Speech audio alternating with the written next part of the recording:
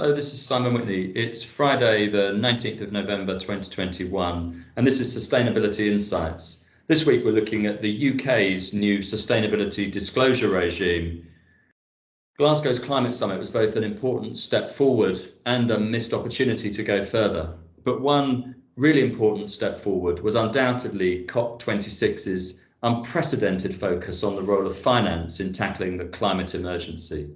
That catalysed huge commitments from the private sector. The Glasgow Financial Alliance for Net Zero, or GFANZ, now speaks for over 130 trillion US dollars of capital committed to transforming the economy.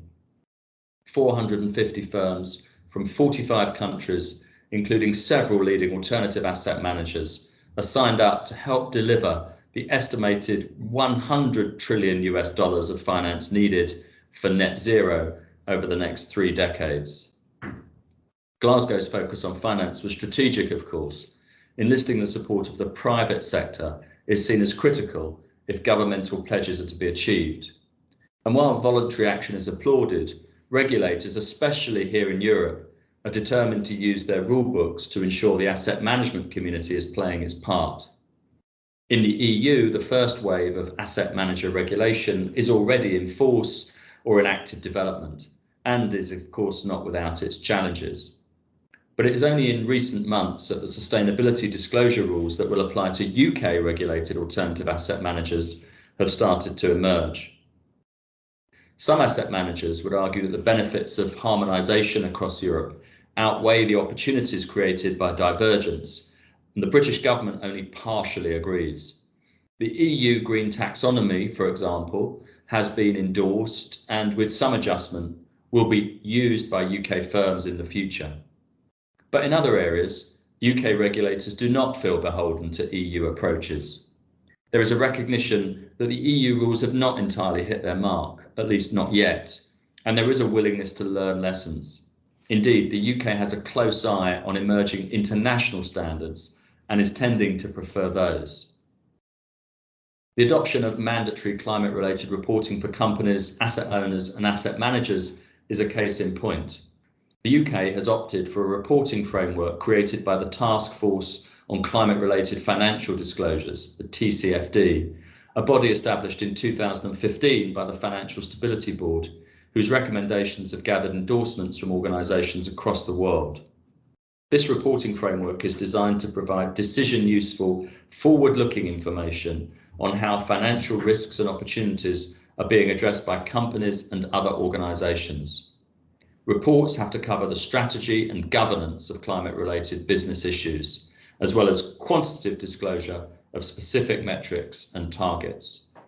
UK regulated alternative asset managers with over £5 billion under management and various other financial market participants need to get ready to publish these TCFD reports in the coming years. And for some firms, that will be a significant additional burden. And this month, the UK's regulator unveiled tentative proposals for a more fulsome disclosure regime that will extend beyond climate-related issues and include other sustainability risks, opportunities and impacts. These are to be called the Sustainability Disclosure Requirements, or SDR, and they will use the TCFD framework with its 4 key themes and are intended to apply both at firm-wide and at product or fund level. 2 distinct layers of disclosure are envisaged. The first, with basic information aimed at consumers, could bear some resemblance to the EU's SFDR template disclosures. The second, including more granular information, will be specifically targeted at sophisticated and institutional investors.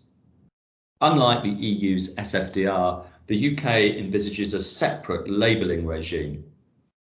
One issue with the way the EU has designed its rules is that disclosure obligations vary according to the way the fund is marketed, and that has created a de facto labelling system, which could actually mislead rather than inform investors.